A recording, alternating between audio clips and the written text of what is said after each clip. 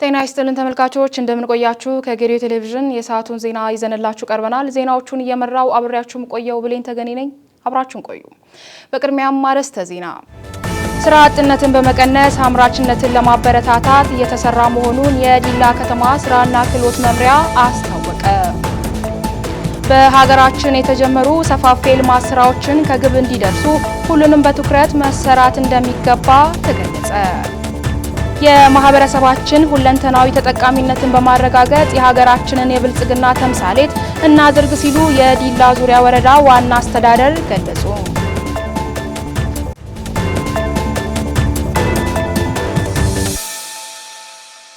ተመልካቾች የምትከታተሉ ዜና ሰባታችንን ነው እኝንና ሌሎች ጉዳዮችን በዝርዝር ዜናዎቻችን እንመለከታለን። አስቀድመን አጫጭር ዜናዎችን እንመልከት። አብራችን ቆዩ።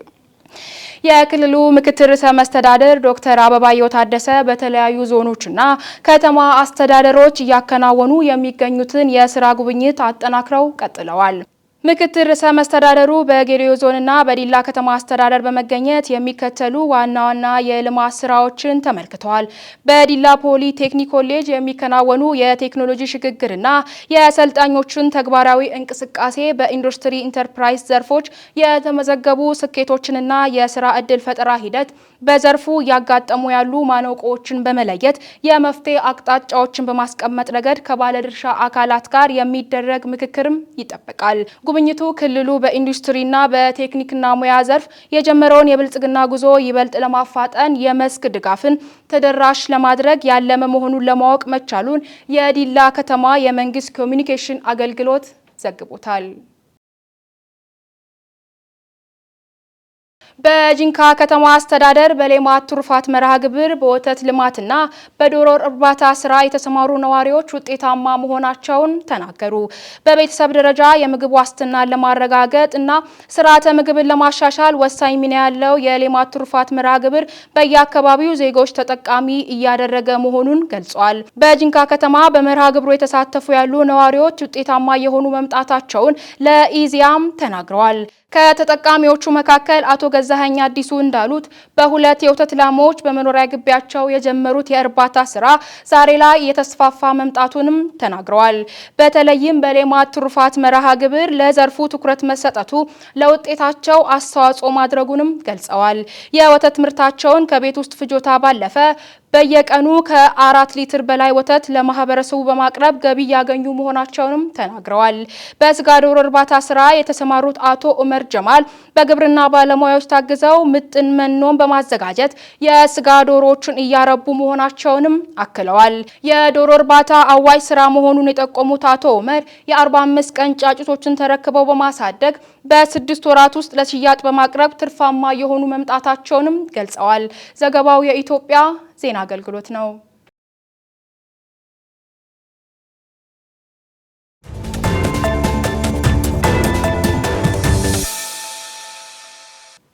ዜና ሰባታችን እንደቀጠለ ነው። አሁን ደግሞ በዝርዝር ወደምንመለከታቸው ዜናዎቻችን እናልፋለን። አብራችሁን ቆዩ። ስራ አጥነትን በመቀነስ አምራችነትን ለማበረታታት እየሰራ መሆኑን የዲላ ከተማ ስራና ክህሎት መምሪያ አስታወቀ።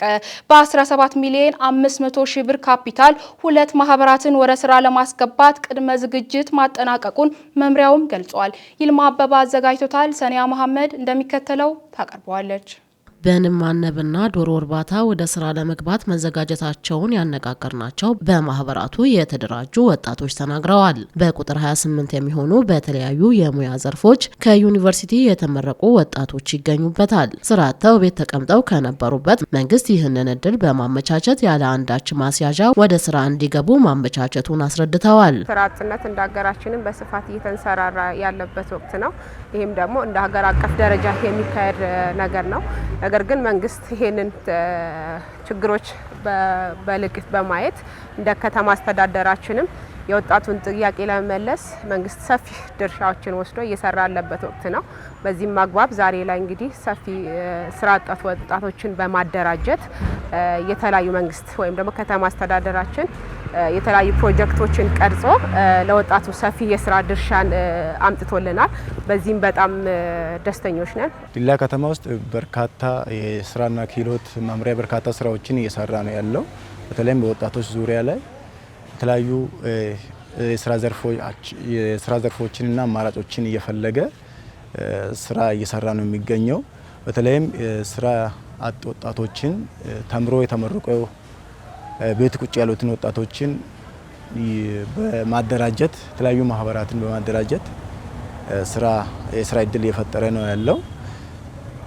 በተመሳሳይ አሁን ዛሬም ላይ በዚሁ ነው የዛሬ ውይይትም በዚሁ የስራ ዘርፍ ላይ እንዴት ማድረግ እንዳለበት እንደገና የ17 ሚሊዮን ብር ፕሮጀክት አዘጋጅቶ ከክልሉ ጋር በመቀናጀት ለወጣቶች የስራ እድል ለመፍጠር ነው ያቀደው እና ወጣቱን ተጠቃሚ ለማድረግ ያለው ከፍተኛ ርብርብ የሚያሳይ ሁኔታ ነው ያለው። የዲላ ከተማ ወጣቶች ጉዳይና የበጎ ፍቃድ አገልግሎት ጽህፈት ቤት ኃላፊ አቶ መላኩ አየለ በወጣቶች ስብዕናና ተጠቃሚነት ዙሪያ ብዙ ስራዎች በከተማዋ እየተከናወነ ነው ብለዋል። አያይዘውም አሁን ላይ በንብ ማነብና በዶሮ እርባታ ወደ ስራ የሚገቡ ወጣቶች ከምንም በላይ የስነ ልቦና ዝግጅት በማድረግ ውጤታማ እንዲሆኑ መክረዋል። ለሁለቱ ማህበራት 17 ሚሊዮን 500 ሺህ ብር ካፒታል በጀት ከሚያስፈልገው 4.5 ሚሊዮን ከተማ አስተዳደሩና ቀሪው 13 ሚሊዮን ብር ደግሞ ከደቡብ ኢትዮጵያ ክልላዊ መንግስት እንደሆነም ተገልጿል። ገንዘቡ ለመስሪያ ቦታ ግንባታ፣ ለምርት ግዥና ስራ ለማስኬጃ ነው የተመደበው። እንደምታውቀው ተቋማችን ወጣቶችን ጉዳይ መሰረት ያደረገ በሁለት ዘርፍ ስራዎችን ይሰራል። የመጀመሪያው የወጣቶችን ስብዕና መገንባት ነው። በመቀጠል የወጣቶችን ማካተት ስራ ወይም የወጣቶችን ተጠቃሚነት በአደረጃጀት ወጣቶች ተጠቃሚነታቸውን እንዲያረጋግጡ ወጣቶችን ማደራጀት ሁለተኛ ተግባራችን ነው። ወጣቶች ተደራጅተው ወደ ስራ እንዲገቡ እያበረታታን እንዳለ ይታወቃል። ዋና ችግራቸው ግን የኮላተሪያል ወይም የዋስትና ችግር ፋይናንስ ለማመቻቸት በሚካሄደው ርቀት ውስጥ የዋስትና ችግር እያገጠማቸው ስለተቸገሩ መንግስት እንደ መንግስት ባለ ቁርጠኝነት በሁለት ዘርፍ እንዲደራጁ ከዛ ደግሞ መንግስት በራሱ ከቨር አድርጎ ያለ ዋስትና ስራ ወደ ስራ እንዲሰማሩ ለማድረግ የተሰበሰቡ ወጣቶችን ጥሪ የተደረገላቸው ወጣቶች ናቸው። ከተማ አስተዳደሩና ክልሉ በቅንጅት እነዚህን ወደ 28 የሚጠጉ ወጣቶችን ወደ ስራ ስምሪት ለማስገባት የተደረገ መድረክ ነው። የዲላ ከተማ አስተዳደር ምክትል ከንቲባና የስራና ክህሎት መምሪያ ኃላፊ አቶ ታሪኩ በየነ በበጀት ዓመቱ ከ12700 ከተመዘገቡ ስራ አጥ ወጣቶች ባለፉት 6 ወራት ከ5500 በላይ ለሚሆኑ በቋሚነትና ጊዜያዊ የስራ እድል መመቻቸቱን አስረድተዋል። በያዝነው ዓመት ከ12776 ስራ የለንም የሚሉ ዜጎች ከዩኒቨርሲቲም ትምህርታቸውን ጨርሶ የወጡትም ሌሎችም በቴክኒክና ሙያም በትምህርታቸውን ደግሞ በመደበኛም እስከ 12ም የጨረሱ እስከ 10ም የጨረሱ እንዲሁም ከ8ኛ ክፍል በላይ የሆኑ ስራ የለንም የሚሉ ዜጎች የልየታ ስራ ተሰርቷል። እነዚህን የልየታ ስራ ግብ ስላይደለ ደግሞ ወደ ማደራጀት ስራዎች ተሰርተዋልና አጠቃላይ በዚህ በግማሽ ባሳለፍነው አመታት ውስጥ ወደ 5554 የሚጠጉ ዜጎች በቋሚና በጊዜያዊ የስራ እድል ለማሰማራት ተሞክሯል። ወጣቶቹ በከተማው ከሚገኙ 14 ቀበሌዎች በኮታ የተመለመሉ መሆናቸውን የጠቀሱት ምክትል ከንቲባው መንግስት የስራ አጥነትን ችግር ለማቃለል ከምንም ጊዜ በላይ በአሁኑ ወቅት ትኩረት መስጠቱ ካለምንም ማስያዣ የብድር ሁኔታ አመቻችቷል ሲሉ ገልጸዋል። በከተማ አስተዳደሩ ተመድበው በስራ ኃላፊነት የሚገኙ 100 አመራሮችም በከተማው የሚከናወነውን ስራ ለመደገፍ እያንዳንዳቸው 5000 ብር በማዋጣት ግማሽ ሚሊዮን ብር ወጣቶች ተደራጅተው ወደ ስራ ሲገቡ ለብድር አገልግሎት እንዳይቸገሩና ለማስያዣ ድጋፍ የሚውል ገንዘብ መሰብሰቡንም አክለዋል። የብድር አክሰሱን ዋስትና ማቅረብ የማይችሉ ወጣቶች አካባቢ ላይ ያለውን ችግር መፍታት አማራጭ የሌለው ጉዳይ ስለሆነ እንደ ከተማ አስተዳደርም ከክልልም ጋርም በጋራ በመተባበር ወደ 28 የሚጠጉ ትምህርታቸውን ጨርሰው ቤት ያሉትን ወጣቶች በልየታው ከተደራጁት መካከል ወደ ስራ ለማስገባት የኮላተራልም ችግር ለመፍታት ነው። ይህን ፕሮጀክት ታሳቢ ያደረገው ከክልሉ ድጋፍ ባገኘ ነው። አጠቃላይ 17 ሚሊዮን በላይ የሚፈጅ ፕሮጀክት ነው።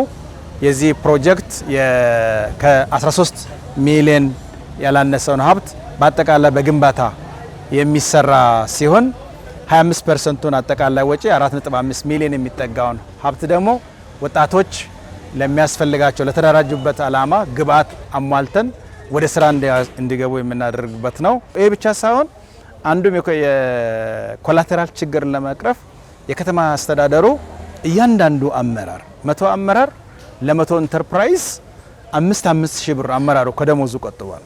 500 ሺህ ብር ኦሞ ባንክ ውስጥ አስገብቷል። የዲላ ከተማ አመራር ማለት ነው። ይሄ ማለት ቢያንስ ለአንድ ኢንተርፕራይዝ 5 ሺህ ብርና እስከ 10 ሺህ ብር ቆጥቦ የሚቸገርበትን ኮላተራል ይሄ ከተማ አስተዳደር አመራር ፈታ ማለት ነው። በሀገራችን የተጀመሩ ሰፋፊ የልማት ስራዎችን ከግብ እንዲደርሱ ሁሉም በትኩረት መሰራት እንደሚገባ ተገለጸ። ይህ የተገለጸው ኢትዮጵያን ወደ ተምሳሌት ሀገር በሚል መሪህ ቃል የይርጋ ጨፌ ከተማና የይርጋ ጨፌ ወረዳ ብልጽግና ፓርቲ 7ኛ ሀገራዊ ምርጫ የማኒፌስቶና የምርጫ ምልክት ማስታወቂያ መርሃ ግብር በይርጋ ጨፌ ከተማ በተካሄደበት ወቅት ነበር። መብራቱ አበበ ዝርዝር አለው። ኢትዮጵያ ወደ ተምሳሌት ሀገር በሚል መሪ ቃል የይርጋ ጨፌ ከተማና የይርጋ ጨፌ ወረዳ ብልጽግና ፓርቲ 7ኛው ሀገራዊ ምርጫ የማኒፌስቶና የምርጫ ምልክት ማስታወቂያ መርሃ ግብር በይርጋ ጨፌ ከተማ አካሂደዋል። ሀገራችን ኢትዮጵያ በእድገት ጎዳና ላይ እንደመሆኗ መጠን ሁሉም መረባረብ እንደሚገባና 7ኛ ሀገራዊ ምርጫ ሰላማዊና ተአማኝ እንዲሆን መሰራት እንዳለበት ተገልጿል። ቤት ሆነንም እንኳን ምናመሰግናቸው ብዙ ትሩፋቶች አሉ። ከዛ አንፃር ብቻ ሳይሆን በፊት የነበረው ናምረጥ ተብለን በግድ እድሜ ደረሰው እድሜ ያልደረሰው አንዳንድ ምርጫ ሲጨበጨብር ሰው ያልፈለገው ሁኔታው ሲንገባ የሚደረጉ ነበሮች ነገር ቀርቶ አሁን ፍትሃዊና ዲሞክራሲያዊ በሆነ መንገድ ሁሉም ሰው ደስ ይያለ ማንንም ሳያስገድድ ማንንም የተለያየ ፖለቲካ ገብቶ ሳያሳምን ደስ ይያለ እንድመርጥ ያው ድርሻን ኃላፊነት ይወጣል የሚል ሐሳብ አለኝ። እኛ ከዚህም በፊት ብዙ ምርጫዎች ላይ ተሳትፈናል። እንደ ሀገርም ሀገራችን ሰላም እንድትሆን ሰላም ዲሞክራሲያዊ ፍትሃዊ እንዲሆን ነው የምንፈልገው እና በዚህ ላይ የሴቶች ሚና ምንድነው? ንጹህ ፍትሃዊ ዲሞክራሲያዊ እንዲሆን ትልቅ ትግል ይጠበቅብናል። ከማህበረሰቡን ግንዛቤ በመስጠት በሰላም ዙሪያ በአንድነት ዙሪያ በመተባበር ዙሪያ ግንዛቤ እየሰጠን ያለነው ሴቶች ነን። እንደ ሴቶችም ትላንት ከተደበቁበት በጓሮ ሆኖ በቀሩበት ዛሬ የንብረት ባለቤት እንዲሆኑ ሀብት እንዲያፈሩ ማናቸውንም ነገር የልማት ትሩፋት በከብት እርባታ ቢሆን በዶሮ ማርባት ቢሆን በማር ቢሆን በማንኛውም ነገር ከወንዶች እኩል እንዲሳተፉ ያደረገ ብልጽግና ፓርቲ ነው።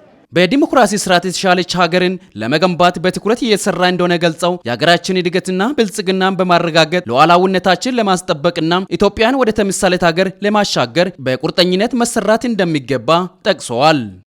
የኢትዮጵያ ሕዝብ ለዘመናት ያደረገው ትግል መሰረታዊ መነሻው ሰብአዊ ክብሩ ተጠብቆ ማንነቱ ተከብሮ ፍትህ የሰፈነባትና ውክልናውና የስልጣን ባለቤትነት የተረጋገጠበትን ከሁሉም በላይ በሁሉም የሆነች ሀገር ለመገንባት መሆኑ አያጠያይቅም። በተለይም የነጻነትና የዲሞክራሲ ጥያቄ በታሪካችን ውስጥ በተለያዩ መልክዓ ምድራዊና ፖለቲካዊ አውዶች ሲንጸባረቅ የቆየ ቢሆንም ዋነኛው ግብ ግን ዜጎች በገዛ ሀገራቸው ጉዳይ ላይ ወሳኝነታቸው የሚረጋገጥበት ስርዓት መፍጠር ነበረ።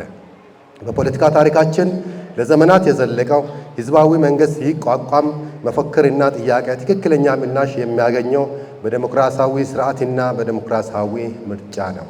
በብልጽግና ፓርቲ በሀገር ደረጃ ዲሞክራሲ የሰፈነባት ሀገር ለመገንባት አበክሮ እየሰራ መሆኑን ጠቅሰው ሀገረ መንግስት ግንባታ ላይ አሻራ እየጣለ ያለው ፓርቲ መሆኑን አንስተዋል። የብልጽግና ፓርቲ ዓላማ ጠንካራ ዲሞክራሲያዊ ቅቡልነት ያለው ዘላቂ ሀገረ መንግስትና ህብረ ብሔራዊ አንድነትን መገንባት ነው።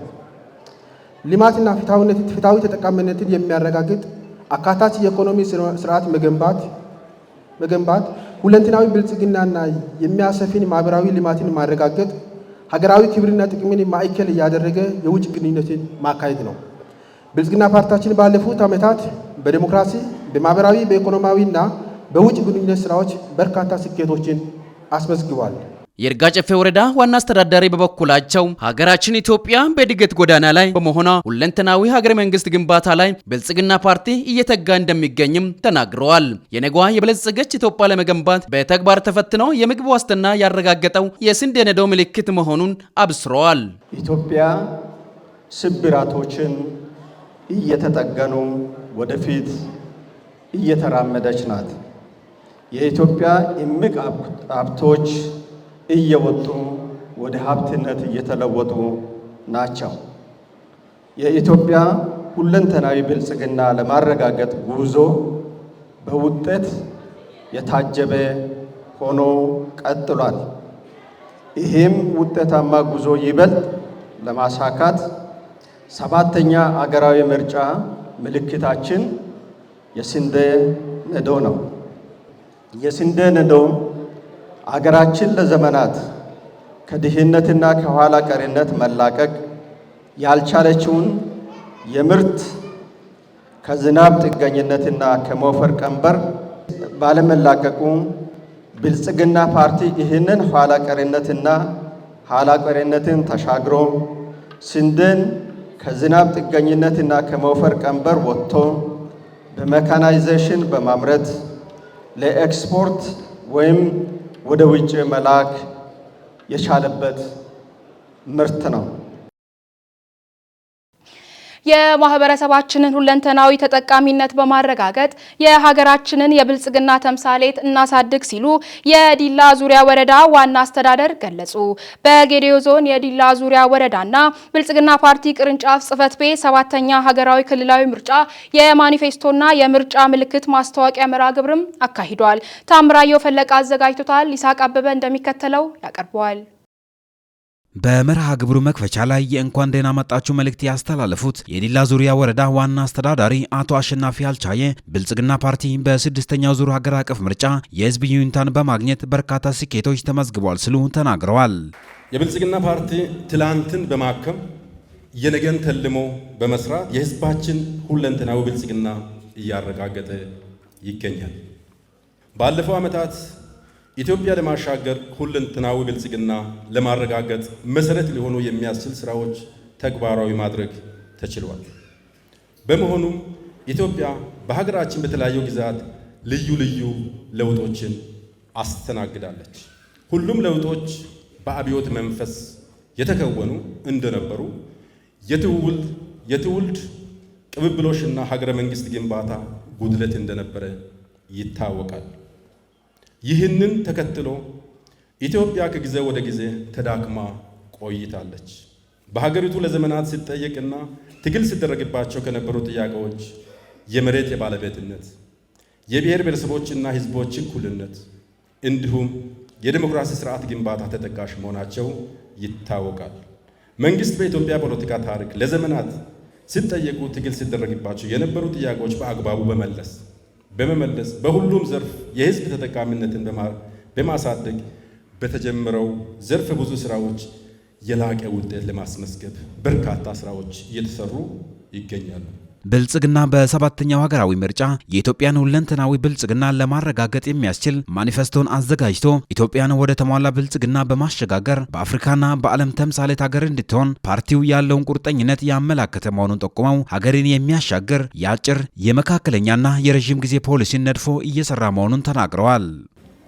ፖለቲካ ዘርፍ አንጻር ፓርቲው የሚከተለው አካታች ዲሞክራሲ እይታ በአንድ መልክ ፖለቲካዊ ተሳትፎና የልማት ተጠቃሚነት እንዲጨምር በማስቻል በዲሞክራሲ ስርዓት ላይ የነበረውን ስብራት መጠገን የሚያስችል ስርዓት መፈጠሩ በሀገሪቱ ባለፉት ዓመታት በተቃርኖ ውስጥ የነበሩ አካላት በዲሞክራሲ ስርዓት ግንባታ የነቃ ተሳትፎ ማድረግ እንዲችሉና ምቹ የፖለቲካ መደላደል በመፍጠር የሁሉም ድምጾች የሚደመጡበት የፖለቲካ ምህዳር መፍጠር ተችሏል።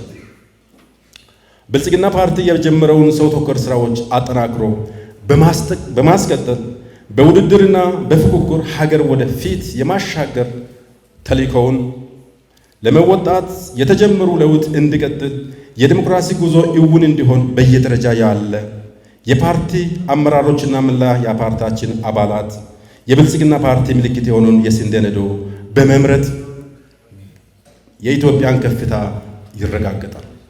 በሰባተኛው ሀገራዊ ምርጫ የብልጽግና ፓርቲ የምርጫ ምልክት የስንዴ ነዶ እንዲሆን የተፈለገበት ዋና ምክንያቶች ይህ ሀሳብ በጣም የሚስብ እና ጥልቅ የሆነ ትርጉም ያለው የምስል ወይንም ቪዥዋል መገለጫ አለው።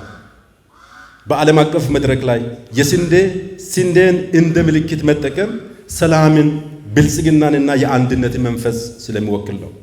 ምርጫ የዲሞክራሲያዊ ስርዓት ግንባታ መሰረት የሚጣልበት የህዝብ ሉዓላዊነት የሚረጋገጥበት በመሆኑ ሰባተኛው ሀገራዊ ምርጫ ፍትሃዊ፣ ገለልተኛ፣ ዲሞክራሲያዊና ተአማኒ እንዲሆን ልዩ ትኩረት ተሰጥቶ እንደሚሰራ አስተዳዳሪው ገልጸዋል። ብልጽግና ፓርቲ የጀመረውን ሰው ተኮር ስራዎች አጠናክሮ በማስቀጠል በውድድርና በፉክክር ሀገር ወደፊት የማሻገር ተልዕኮውን ለመወጣት የተጀመሩ ለውጥ እንዲቀጥል የዲሞክራሲ ጉዞ እውን እንዲሆን በየደረጃ ያለ የፓርቲ አመራሮችና መላ የፓርቲያችን አባላት የብልጽግና ፓርቲ ምልክት የሆነውን የስንዴ ነዶ በመምረጥ የኢትዮጵያን ከፍታ ይረጋገጣል። የዲላ ዙሪያ ወረዳ ብልጽግና ፓርቲ ቅርንጫፍ ጽሕፈት ቤት ኃላፊ አቶ ተመስገን ፈይሳ በበኩላቸው በሀገራችን ለዘመናት የነበሩ መንግስታት የዲሞክራሲ ስብራትን መጠገን ባለመቻላቸው በዘርፉ ለብዙ ችግሮች ተዳርገን ቆይተናል ብለው በብልጽግና ፓርቲ መሪነት በወረዳውም ሆነ በዞኑ አመርቂ ለውጥ መመዝገቡን አብራርተዋል። ብልጽግና ባካሄደው ሀገራዊ ሪፎርም የዘመናት ስብራት የነበረው የዲሞክራሲ እጦት ከመጠገኑም በላይ አካታችና አሳታፊ ዲሞክራሲያዊ ስርዓት መተግበር እንደተቻለ ገልጸዋል። የፓርቲው ማኒፌስቶ ዋነኛ ማጠንጠኛው የኢትዮጵያን ሁለንተናዊ ብልጽግና ማረጋገጥ መሆኑን የገለጹት አቶ ተመስገን ፓርቲው ያነገበውን ራዕይ ከመወጣት አንጻር የፊት አመራሩ ትልቅ ሀገራዊ ኃላፊነት እንዳለበት ተናግረዋል።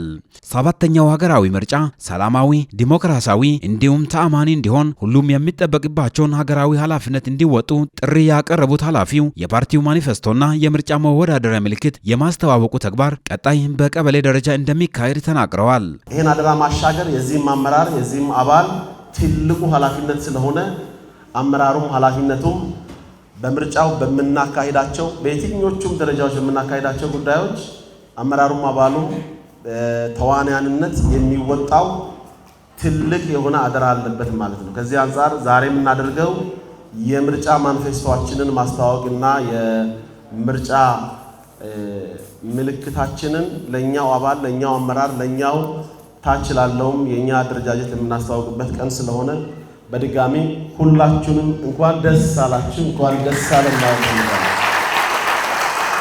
ከዚህ በመቀጠል ይሄንን ግብ የማሳካት ኃላፊነት ቅድሚያ ኃላፊነት ወስዶ የሚሄደው የኛ የፊት አመራር ነው። በወረዳ ማዕከል ያለ ሁሉም አመራር፣ በቀበሌ ማዕከል ያለ በጣም ትልቁን የምርጫ ስራችንን በብዙ ኃላፊነት ይሄ አመራር ይሄ አባል በቁርጠኝነት እንዲወጣ በታላቅ አክብሮት በታላቅ ትህትና አደራ ለማለት ፈልጋለሁ። በመርሃ ግብሩም የወረዳ አስተባባሪና ጠቅላላ አመራሮች፣ የፓርቲው አባላትና ደጋፊዎች እንዲሁም ጥሪ የተደረገላቸው እንግዶች ተሳትፈዋል። በጌዴኦ ዞን የቡሌ ወረዳ ጤና ጽሕፈት ቤት በጤና ኤክስቴንሽን የሚሰጡ አገልግሎቶችን ለማሳለጥ ንቅናቄ እየተደረገ ይገኛል። በመድረኩም የ2018 በጀት ዓመት የጤና ሴክተር ባለፉት የ6 ወራት የስራ አፈጻጸም ግምገማም ተካሂዷል። በረከት ጅግሶ አዘጋጅቶታል። አማኑኤል ታምራት እንደሚከተለው ያቀርበዋል። ከመንግስት በተቀበልነው አደራ መነሻ ሳይማር ያስተማረንን ማህበረሰብ በትጋት በታማኝነትና በእውቀት ለማገልገል ቁርጠኞች ነን ያሉት የጤና ኤክስቴንሽን ባለሙያዎች ፕሮግራሙ ባልነበረ ጊዜ ስለ ጤና አጠባበቅ በማህበረሰቡ ዘንድ የግንዛቤ ክፍተት እንደነበረ በመግለጽ ፕሮግራሙ ግንዛቤ ፈጥረዋል ብለዋል። በሽታን ከመከላከል አንጻር የአካባቢን ንጽህና የመጠበቅ የአጭርና የረዥም ጊዜ የቤተሰብ ምጣኔ አገልግሎት እንዲሁም በክትባት አወሳሰድ እና በሌሎች ጉዳዮች ላይ እየሰሩ መሆናቸውን ተናግረው በጤና አገልግሎት የተሻለ ለውጥ እየተመዘገበ መሆኑንም አብራርተዋል። መጀመሪያ ላይ በጤና ኤክስቴንሽን በሌለበት ሰዓት ህብረተሰቡ ብዙም ግንዛቤ አልነበረውም። ህብረተሰቡ ስለ ጤና ምንም የሚያውቅ ነገር አልነበረም። አሁን ደግሞ ጤና ኤክስቴንሽን ከጀመረበት ጊዜ ጀምሮ ህብረተሰቡ ብዙ እውቀት አግኝቷል፣ ብዙ ትምህርት አግኝቷል። ህብረተሰቡ እንደ ድሮ ጤናንም አይፈልግም። በራሱ ጊዜ ስለ ጤና ፈልጎ ጤና ምን እንደሆነ ፈልጎ እየሄደ ስለሆነ በጣም ህብረተሰቡ እኛም በጣም ብዙ ትምህርት አግኝተናል፣ ብዙ ለውጥም ተለውጠናል። የአካባቢ ጤናና የግል ንጽህና በማስጠበቅ እናቶቹንና ህጻናቶቹን አንደኛ በሽታን ከመከላከል እንዲጠብቁ መጀመሪያ የትምህርትና ግንዛቤ ማስጨበጫ ትምህርት የማሳመኛ ትምህርት እንሰጣለን። ሲያልፍም ደግሞ ድንገተኛ የሆነ በሽታም የሆነ ነገር ካጋጠማቸው ሕክምና ለመስጠትና በቂ ትምህርት በቂ ግንዛቤ እየሰጠን ነው ያለነው። ሲያልፍም ደግሞ በሌላ እናቶቹን የረጅም ጊዜም የአጭር ጊዜ እቅድ እንዲወስዱ በማሳመን ትምህርት በመስጠት እየሰጠን ያለን። በወረዳው ጤና ጽሕፈት ቤት የጤና ኤክስቴንሽን አስተባባሪ ፕሮግራሙ ለማህበረሰብ የተሻለ አገልግሎት በቅርበት እየሰጠ መሆኑን ጠቁመው በዚህም እናቶች ቤት እንዳይወልዱ በማድረግ የቤተሰብ ምጣኔ ላይ ግንዛቤ መፍጠር፣ ንጽህናን ማስተማርና በምግብ የተጎዱ ህጻናትን በመደገፍ ብዙ ስራ እየተሰራ መሆኑን በመግለጽ ይህም ተጠናክሮ እንደሚቀጥል ተናግረዋል። ጤና ኤክስቴንሽን ፕሮግራም በመሰረቱ ቤት ለቤት ታች በመውረድ ማህበረሰቡን በማስተማር ግንዛቤ በመስጠት የተለያዩ ተላላፊ የሆኑና ተላላፊ ካልሆኑ በሽታዎች እንዲጠበቁ ጤናማ ማህበረሰብን ለመገንባት የተጀመረ ፕሮግራም ሲሆን በዚህ ሂደት ደግሞ ብዙ ስራ ተሰጥቷል። ለምሳሌ ከዚህ በፊት ማህበረሰባችን ከተለያዩ ተላላፊ በሆኑ በሽታዎች ሲጠቁ የነበሩ ይሄ ፕሮግራም ከጀመረ ወዲህ ብዙ ትምህርቶችን በማግኘት ራሳቸውን በመጠበቅ ልጆቻቸውን በመጠበቅ ብዙ ከተላላፊ የሆኑ በሽታዎች መከላከል ችለዋል። ሌላም በተጨማሪ እናቶቻችን ቤት እየወለዱ ህይወታቸውን ሲያጡ የነበሩ በተለያየ በወሊድ ምክንያት ህጻናትም ሆነ እናቶች በተለያዩ ለጤና ችግርም ለአካል ጉዳተኝም ለሞት ጭምርም ሲጋለጡ የነበሩ ዛሬ ይሄ ጤና ኤክስቴንሽን ፕሮግራም ከጀመረ ወዲህ ቤት ለቤት ሄዶ ትምህርት በመስጠት ጤና ተቋም ላይ መውለድ እንዳለባቸው በቅድመ ወሊድ ጊዜ እንዴት ክትትል ማድረግ እንዳለባቸው ሲወልዱ ደግሞ የት መውለድ እንዳለባቸው ግንዛቤ በመስጠት እናቶቻችን ዛሬ እናትም ጤና ሆና ልጅም ደህና ሆኖ እየተወለደና ዛሬም ደግሞ ሰፊ አገልግሎቶችን እያገኙ ነው። የቡሌ ወረዳ ጤና ጽሕፈት ቤት ኃላፊ የጤና ኤክስቴንሽን ዓላማው የተሻሻለ የጤና አገልግሎትን ለማህበረሰቡ ማዳረስ መሆኑን ገልጸው ከጀመረበት ጊዜ አንስቶ በርካታ ስራዎችን እየሰራ የመጣ መርሃ ግብር ቢሆንም ባለፉት ጊዜያት በዘርፉ ለነበረው መቀዛቀዝ ከባለድርሻ አካላት ጋር ተግባቦት ፈጥረው እያከናወኑ ባሉ ተግባራት ለውጥ እንደመጣም ጠቁመዋል። ሁሉም ማህበረሰብ ወደ ጤና መድህን በመምጣት አገልግሎቱን እንዲጠቀሙ መልእክታቸውንም አስተላልፈዋል። እንደ ግብ የያዝ ነው። አንደኛ አንድም እናት ቤት ውስጥ የማትወልድበትን መንደር ቀበሌ መፍጠር ነው። ሁለተኛ ጽዱ ቀበሌ መፍጠር፣ ጽዱ ወረዳ መፍጠር ግባችን ነው። ሌላኛው አንድም ህፃናት ክትባት ሳይወስድ ማደግ የለበትም ማለፍ የለበትም ነው። ሌላኛው የቤተሰብ እቅድ አገልግሎት በሁሉም አካባቢ ተደራሽ ለማድረግ የሚጠበቅብንን ሁሉ የምናደርግ መሆኑን በዚህ ልክ የተግባባንበት መሆኑን ለማንሳት ያክል ነው። ከማህበረሰብ አቀፍ ጤና መድን ጋር ተያይዘው የሚያነሳቸው ነገሮች አሉ። እነዚህም ሁሉም ማህበረሰብ በማህበረሰብ አቀፍ ጤና መድን መታቀፍ አለበት። ምክንያቱም አሁን ያለውን የሕክምና ወጪ ለመቀነስ ማህበረሰቡ ወጪን ቆጣቢ የሆነውን የማህበረሰብ ጤና መድንን ተቀላቅሎ አባል ሆኖ እሳቸውንና ቤተሰቦቻቸውን ከጤና ወጪ ካልተፈለገ ከጤና ወጪ መጠበቅ አለበት የሚል ትልቅ መልእክት አለኝ። የጤና ኤክስቴንሽን ፕሮግራም ተቀርጾ ስራ ከጀመረበት ከ1997 ዓ.ም አንስቶ እንደ ሀገር ብዙ ስራ መሰራቱን የተናገሩት የቡሌ ወረዳ አስተዳዳሪ እንደ ወረዳ ተቀዛቅዘው የነበረው የጤና ኤክስቴንሽን ስራ ከእንደገና በማነቃቃት እየተሰራ ይገኛልም ብለዋል። ጽዱ አካባቢን፣ ሞዴል አርሶ አደርን እና ሞዴል እናቶችን ለመፍጠር ወረዳ እየሰራ መሆኑን የገለጹት የወረዳ ኃላፊው አንድም እናት ቤት መውለድ የለባትም ሲሉ መልእክታቸውንም አስተላልፈዋል። እንግዲህ የሚጠበቀው አገሪቱም ጽዱ ኢትዮጵያ ለመገንባት ነው መሪ አድርጋ እየሰራች ያለችው። እኛም የአገሪቱ አንዱ የፖሊሲ አካል አድርገን ያው የምንሄድበት አግባብ ስላለ ጽዱ ቀበሌ፣ ጽዱ ወረዳ፣ ሞዴል አርሶ አደሮችንም እንደገና ደግሞ ሴቶች ልማት ህብረትንም ለማጠናከርና ሞዴል እናቶችን ለመፍጠር ሞዴል እናቶች ስንል ደግሞ በጤና ብቻ ሳይሆን በትምህርትም በጓሮ አትክልት በግብርና በጤና ስራዎች ሞዴል አርሶ አደሮችን በመፍጠርና በጤና ኬላ አካባቢ የሚሰሩትን ስራዎች አሳልጠን የምንሄድበት።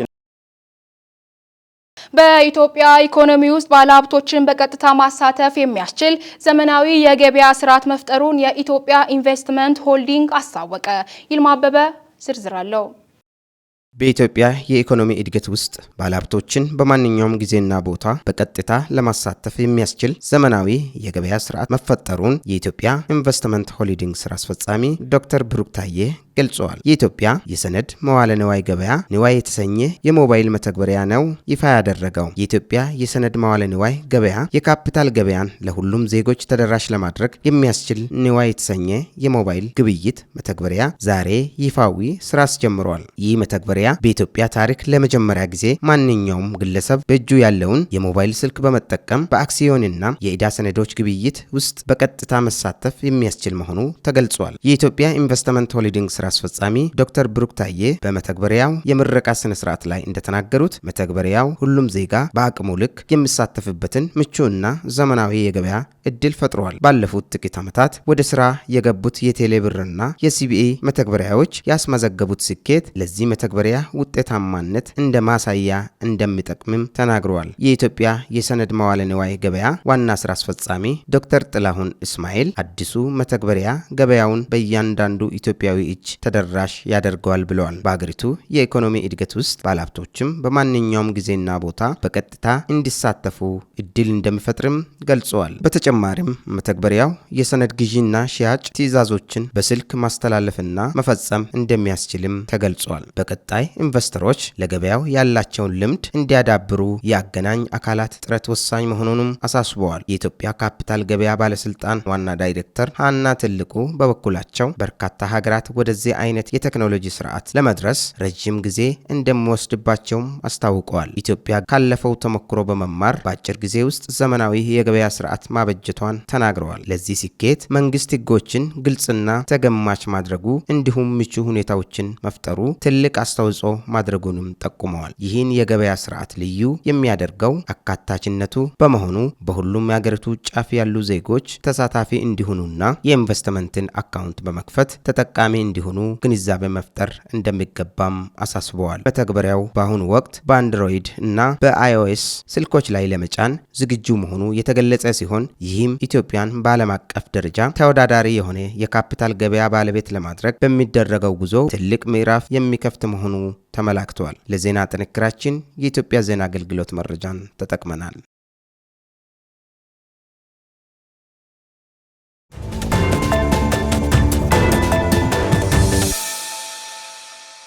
ተመልካቾች ለሰዓቱ የነበሩን ዜናዎች እኚህን ይመስሉ ነበር። ዜናዎቹን ከማጠቃለላችን በፊት አርዕስተ ዜናዎችን እናስታውሳችሁ።